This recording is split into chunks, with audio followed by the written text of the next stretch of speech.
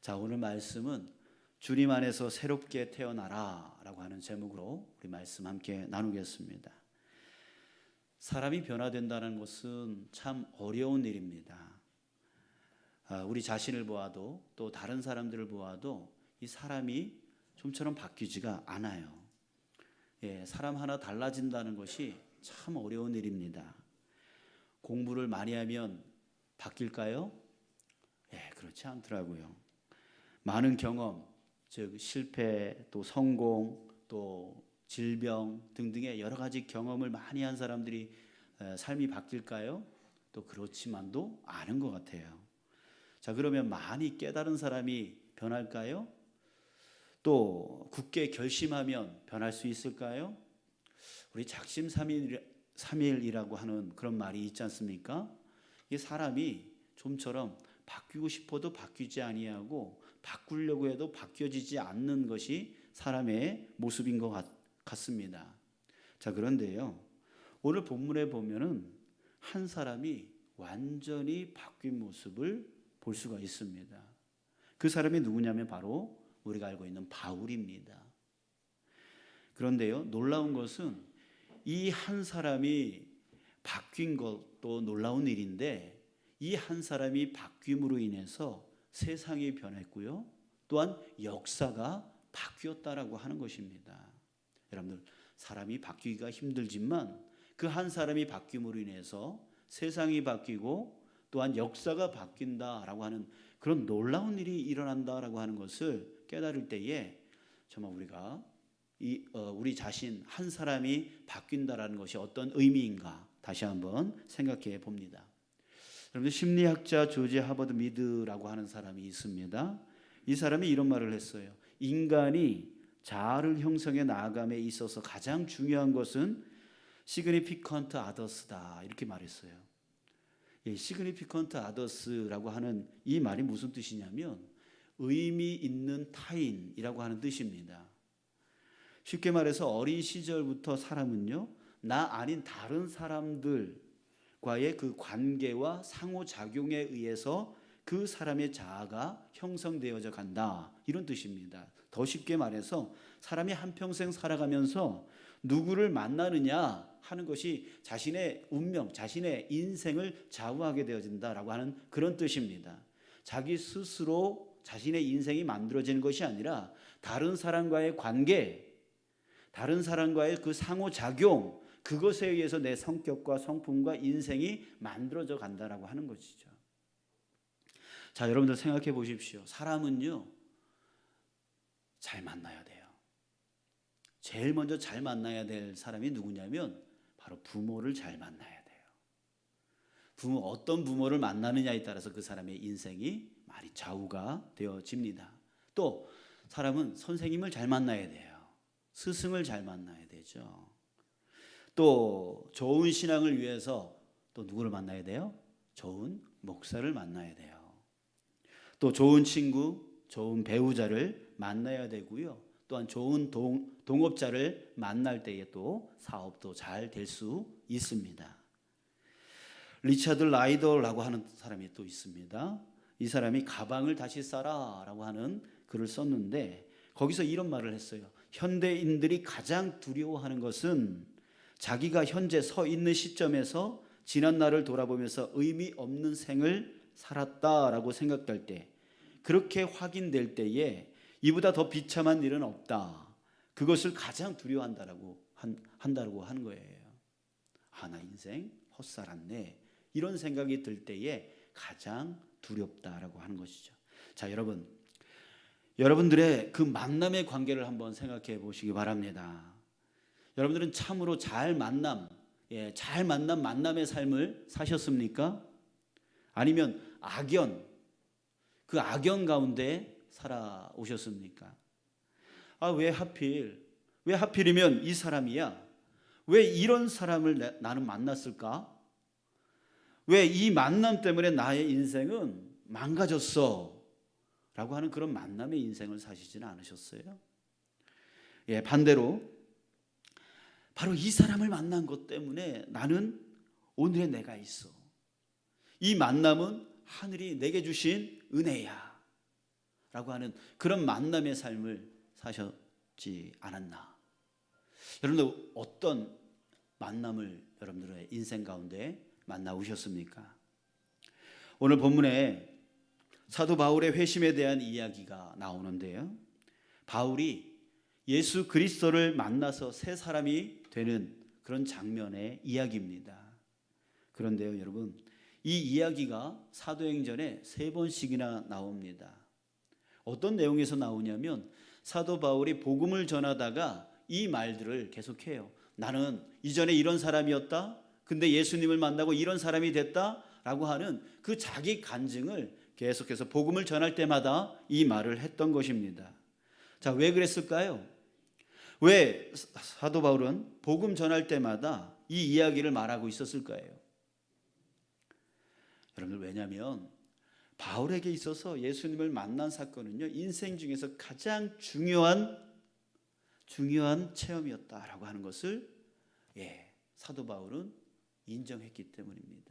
또 그것만이 아닙니다. 자기를 자랑하기 위해서 이 말을 한 것이 아니라 다른 사람들에게 있어서도요, 예수님을 만나는 것, 그것이 인생 중에 가장 중요한 일이다라고 하는 것을 확신하고 있었기 때문에 복음을 전할 때마다 자신의 그 간증을 사람들에게 알려주었던 거예요. 그런데 바울은 지금으로 말하면 정말 지성인 중에 지성인이었습니다. 정말 똑똑한 사람이었어요. 그래서 율법에 아주 능통한 사람이었고 또 철학에도 아주 능통한 사람이었습니다. 우리는 그가 당시에 스데반 집사가 돌에 맞아 죽을 때 옆에서 구경하고 있었던 사람, 또 예수 믿는 사람들을 잡아다가 감옥에 가두고 또 그 사람들을 죽이려고 했던 사람이라고 생각하면서 우리 바울을 아주 나쁜 사람이었다, 그런 사람이었었다라고 하는 것을 생각을 합니다. 자, 그런데요, 사실 당시에는 예수님을 믿는다는 것은 어떻게 여겨졌냐면 바로 지금 여러분들이 신천지를 생각하는 것과 동일합니다. 당시에 예수를 믿는다는 것은요, 유대교, 그 당시에 주 종교가 유대교였는데 그 유대교를 파괴하는 이단으로 여겨졌던 시대가 바로 그 시대였어요. 자, 그러기에 당시에 바울의 그러한 행동은요, 극히 이성적인 일이었고 율법을 수호하기 위해서 또 하나님을 위해서 또 유대교를 지키기 위해서 마땅히 해야 할 일이었던 거예요. 자, 그가 했던 생각, 그가 했던 행동, 자, 그것들은 예수님 당시에 예수님을 핍박하고 죽이려고 했던 사람들이 있었죠. 바리새인들, 서기관들, 그리고 제사장들, 이런 사람들이 예수님을 잡아다가 죽이려고 했었었는데 이 사람들은 왜 예수님을 잡아 죽이려고 했냐면 사리사욕 때문에 그랬어요. 자신의 기득권 때문에 그랬어요.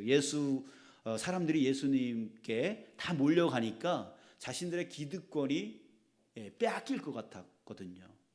자신들이 지금까지 누려왔던 그런 권세와 그런 물질의 복들을 이제 다 잃어버릴 것 같았거든요. 그렇기 때문에 예수님을 잡아다가 예수님을 죽이려고 했던 거예요.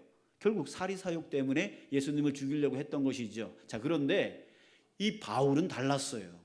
사리사욕이 없었어요.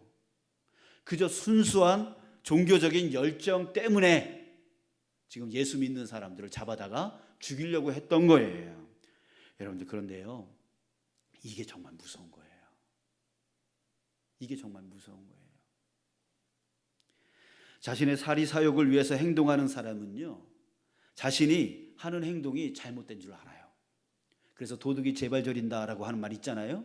그런 것처럼 자기가 이것이 잘못됐다라고 생각하면서 하는 행동, 그러나 자신의 유익을 위해서 어쩔 수 없이 이 일을 해야 된다라고 생각하는 사람, 그런 사람들은 항상 죄책감이 있는 거죠. 자기가 잘못했던 것을 알면서도 그렇게 할 수밖에 없는 삶을 살게 되어지는 거죠. 그러나 여러분, 바울 같은 사람은요, 자기가 잘못했다라는 것을 전혀 모르는 거예요.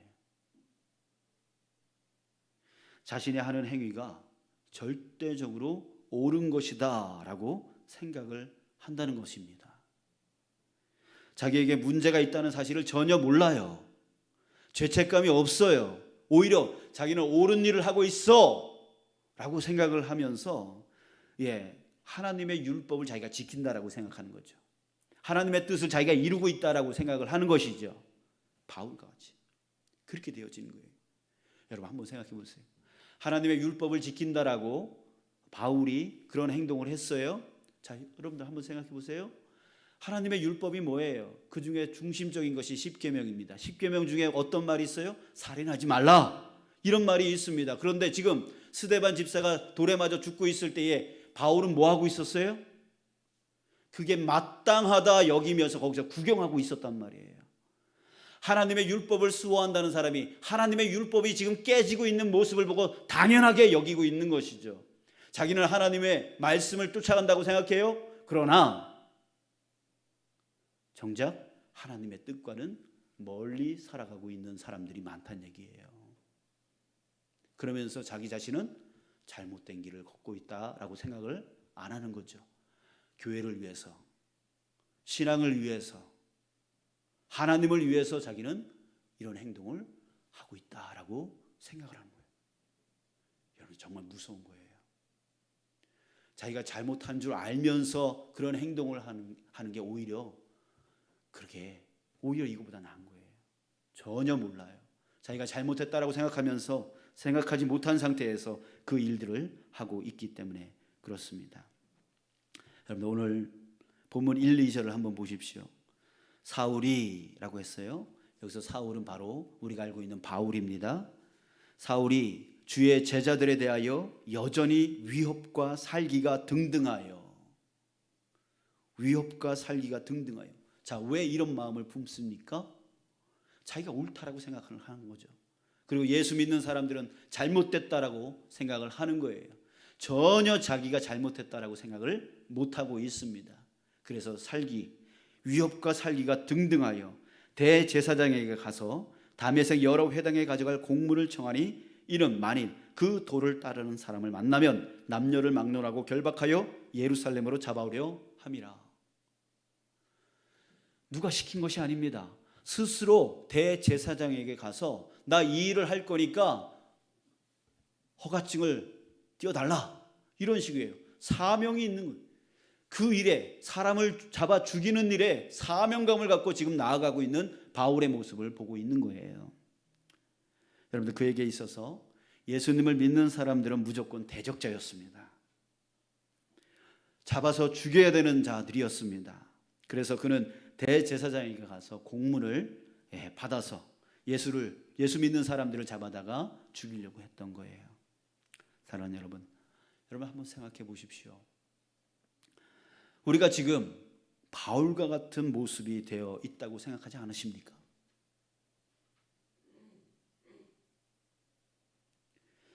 기독교가 아닌 것에 대해서 여러분 어떻게 생각하고 있습니까? 무조건 반대하고 적대시 여기고 비난하고 있지 않습니까? 기독교를 옹호하지 않는 어떤 정치인이 있으면 무조건 저 나쁜 놈이라고 비난을 합니다. 또 기독교가 반대하는 여러 가지 이슈들이 있죠. 동성애, 차별법 등등의 여러 가지 것들이 있습니다. 여러분들 그것을 왜 반대해야 되는지 여러분들 생각해 보신 적 있으세요? 그 이유에 대해서 여러분들 한번 연구해보고 공부해본 적 있으세요? 아니요.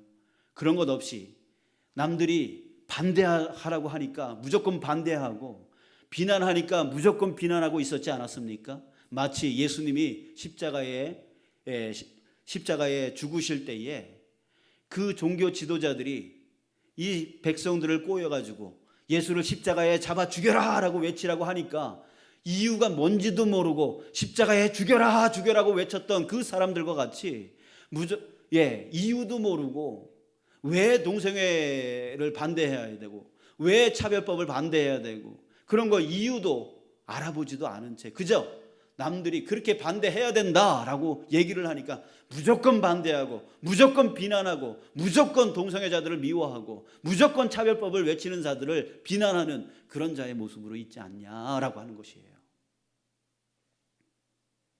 또 이단과 타 종교를 바라볼 때에 우리는 어떤 관점으로 보고 있습니까?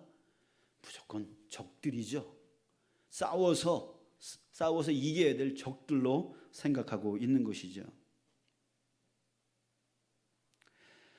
여러분, 그것이 그렇게 하는 행동, 그 이유를 우리가 따져볼 때에 이유가 무엇입니까?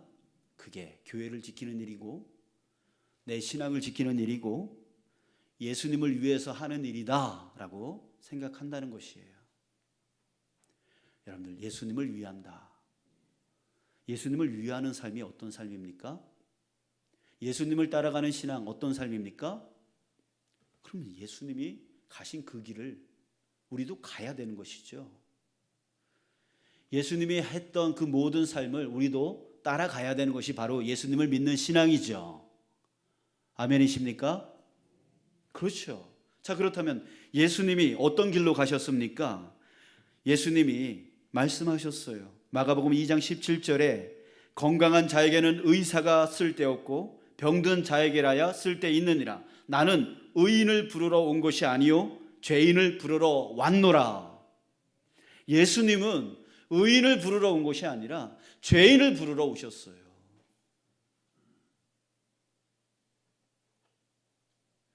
그러면서 현장에서 간음하다가 붙잡혀 온 여인에게 어떻게 하셨습니까? 요한복음 8장 11절에 보니까 나도 너를 정죄하지 아니하노니, 정죄하지 않으셨어요. 분명 눈앞에서 간음을 하다가 붙잡혀온 현장, 그런 범죄자인데도 불구하고 예수님은 그를 정죄하지 않았다라고 말씀을 하고 계십니다. 그녀를 정죄하지 않으시고 오히려 그를 따뜻하게 대해주셨습니다. 그를 용서하고 용납해 주셨습니다. 그러나 여러분, 예수님이 그 여자를 용서하고 용납했다고 해서 그가 지은 죄를 용서한 것은 아니었습니다. 다음에 이렇게 말씀하셨습니다. 가서 다시는 죄를 범하지 말라. 여러분, 예수님은 그 죄인이 그 죄 가운데서 빠져나와 구원함을 받는 것을 원하셨던 거예요. 그래서 그를 먼저 정죄하지 않았어요. 너 왜 이렇게 했니? 라고 따지지 않았어요. 오히려 그 마음을 먼저 보아주셨어요. 그렇게 살아갈 수밖에 없는 그의 처지, 그의 상황, 그 마음을 먼저 보았던 것이죠. 그래서 내가 너를 정죄하지 않을게. 너가 그렇게 살아갈 수밖에 없는 그 처지를 나는 안다. 이런 의미겠죠. 그리고 나서 이제는 다시는 그 죄 가운데 가지 않기를 바란다 라고 말해 주었던 거예요. 여러분, 우리도 그러지 않습니까? 누군가가 내 마음을 알아줄 때 그 마음이 감동이 되어지는 것이죠. 그 감동이 되어질 때 그의 삶이 바뀌기 시작하는 거예요. 여러분들, 우리 부부가 살아갈 때 어떻게 합니까? 그냥 겉모습만 보고 판단해요. 당신 왜 그랬어? 왜 그렇게 하는 거야? 직장에서도 교회에서도 우리의 삶의 모습을 보면은 겉으로 드러나는 그 모습만 보고 자꾸만 정죄하기를 먼저 합니다. 그러니 마음이 열립니까? 오히려 마음이 다치는 거죠. 마음이 상하는 거죠. 자, 그러다 보니까 오히려 그 삶이 바뀌기보다는 오히려 더 적대시 여겨지는 관계가 되어질 수밖에 없는 거예요. 그러나 예수님은 어떻게 해요? 의인을 위해서 오신 것이 아니라 죄인을 위해서, 이 죄인, 범죄를 저지른 이 여인의 그 마음을 먼저 보아주시고 그 마음을 따뜻하게 안아주시는 거예요. 그리고 이제 다시는 그 죄로 살지 말아라, 이렇게 말씀해 주시니까 이 여인이 이제 앞으로 죄 가운데 빠져 살아가지 않게 되어지는 것이죠. 사랑하는 여러분, 우리가 가야 할 길이 바로 이 길 아닙니까? 예수님을 정말 지키고 싶고 내 신앙을 정말 지키고 싶고 한다면 정말 우리는 예수님의 길을 따라가야 돼요. 그 길은 바로 예수님이 가신 그 길을 살아가는 거죠. 우리도 따라가는 거죠. 맨날 의인만 쳐다보며 살아가는 우리가 아니라 죄인, 그 죄인들이 얼마나 그 가운데서 아파하는지, 힘들어하는지, 어려워하는지 그 모습을 보면서 그 가운데서 빠져나올 수 있도록 도와주는 역할을 하는 것이 바로 예수님의 역할이었고, 바로 우리가 따라가야 될 역할이라고 하는 거예요. 자, 그런데 우리 기독교가 가는 길이 이런 길 같지가 않다는 거예요. 기독교를 지킨다는 이유로, 신앙을 지킨다는 이유로 무조건 반대하고 적대시 여기고, 잘못한 사람이 있으면 무조건 비난을 먼저 합니다. 신앙을 지킨다면서 오히려 예수님의 길과 멀어지고 있다라고 하는 것이에요. 마치 하나님의 뜻을 이룬다면서 하나님의 뜻과 정반대의 길을 가고 있는 그 바울의 모습과 같이 우리도 똑같이 그런 속에 빠져 살아가고 있다라고 하는 거예요. 여러분들, 그런데요, 바울이 완전히 바뀌었습니다. 어떻게 바뀌었습니까? 3절, 사울이 길을 가다가 다메섹에 가까이 이르더니 호련히 하늘로부터 빛이 그를 둘러 비추는지라. 4절, 땅에 엎드러져 들음에 소리가 있어 이르되 사울아 사울아 내가 어찌하여 나를 박해하느냐 하시거늘. 5절, 대답하되 주여 누구시니까? 이르시되 나는 네가 박해하는 예수라. 바로 예수님을 만난 거예요. 다시 부활하셔서 살아 역사하고 계시는 예수님을 그의 삶 가운데 인격적으로 만났던 것이죠. 자, 그럴 때에 그는 자신의 삶이 완전히 잘못됐다라고 하는 것을 깨닫게 되어집니다. 그리고 그의 삶이 그 이후로 완전히 뒤바뀌어서 이제 하나님의 뜻이 무엇인지를 깨닫고 예수님의 가신 그 길을 자기도 따라가는 그 삶을 살아가게 되어진 것이죠. 사랑하는 여러분, 오늘은 어린이 주일입니다. 우리가 어린이 주일 하면은 어린이를 위하고 어린이들에게 선물을 주고 이렇게 어린이들을 축하하는 그런 시간으로 우리가 많이 보내왔습니다. 자, 하지만 오늘은 좀 우리가 다른 관점에서 말씀을 보았으면 좋겠어요. 마가복음 10장 15절에 보면 내가 진실로 너희에게 이르노니 누구든지 하나님의 나라를 어린 아이와 같이 받들지 않는 자는 결단코 그곳에 들어가지 못하리라 라고 말씀하셨습니다. 자, 이 말씀은 하나님의 나라를 어린 아이와 같이 받아들여야 된다라고 하는 말씀이에요. 자, 여기서 말하는 어린 아이는 어떤 어린 아이를 얘기할까요? 자, 원어로 보면은 아주 태어난 지 얼마 안 되는 그런 유아들을 말하는 어린 아이입니다. 요즘 초등학생 보면은요, 속된 말로 말하면 까졌어요. 엄마를 힘들게 만들고 선생님들도요, 그 꾀를 내 가지고 선생님들도 힘들게 만들어요. 아주 사악해요. 그런 어린 아이들을 얘기하는 게 아니라 지금 여기서 말하는 어린 아이는 유아예요. 자기의 생각과 자기의 논리와 자기의 주장이 없는 어린 아이들을 얘기하는 것입니다. 그러니까 완전히 순수 덩어리를 얘기합니다. 그러니까 예수님께서 말씀하시는 어린 아이, 그는 아주 자기 생각과 논리와 주장이 없는 그런 어린 아이로서 순수하게 받아들일 수 있는 아이, 그 아이를 말하고 있는데요, 하나님의 나라를 이 어린 아이와 같이 받들지 않는 자는 결단코 그곳에 들어갈 수 없다라고 말씀하고 있는 거예요. 자, 여러분, 바울은 바로 예수님을 만났을 때에 유아처럼 된 거예요. 이전에 가지고 있던 모든 생각들, 이전에 가지고 있었던 모든 논리들, 이전에 가지고 있었던 모든 주장들, 자신의 삶의 경험을 통하여 얻어놓은 그런 모든 지식들을 완전히 쓰레기로 여겼던 거예요. 완전히 배설물로 여겼던 거예요. 그래서 완전히 순수한 자로 유아와 같이 내려갔던 것이죠. 자, 그러니까 거기서 무엇이 보이기 시작했냐면 하나님의 나라가 보이기 시작한 거예요. 바로 예수님의 그 삶이 어떤 삶인지가 보여지기 시작했던 것이지요. 그러니까 하나님 나라가 그의 가슴으로 들어오게 되어진 거예요. 예수님의 그 길이 정말 하나님의 나라의 온전한 길이다라고 하는 것이 깨달아진 거예요. 그래서 자신의 삶을 드리기로 결정한 겁니다. 사랑하는 여러분, 우리도 유아처럼 되기를 소원합니다. 그러기 위해서 우리도 매일매일 바울과 같이 예수님을 만나는 그 은혜가 있어져야 된다는 것이죠. 나의 생각, 나의 주장, 나의 논리, 이런 걸 갖고 주님의 말씀을 자꾸만 바꾸려고 해요. 주님은 의인을 부르러 온 것이 아니라 죄인을 부르러 왔는데, 주님은 섬김을 받으러 온 것이 아니라 섬기러 왔는데, 자꾸만 우리의 주장과 우리의 생각과 우리의 논리를 가지고 자꾸만 군림하려고 해요. 위에서 섬김을 받으려고만 하고 의인을 찾아가려고만 하지 죄인을 싫어해요. 그래서 교회에 어떤 잘못을 한 사람이 있으면 자꾸만 내몰려고 해요. 교회 바깥으로 자꾸만 내몰려고 하고 비난하고 불평하고 자꾸만 끄집어내려고 해요. 내 모임 속으로 들어오지 못하게 만들어요. 부르지도 않아요. 전화도 안 해요. 여러분, 우리가 지금 어떤 길로 가고 있는 겁니까? 정말 예수님을 믿는다라고 하면서 예수님과 정반대의 길로 가고 있는 것은 아닙니까?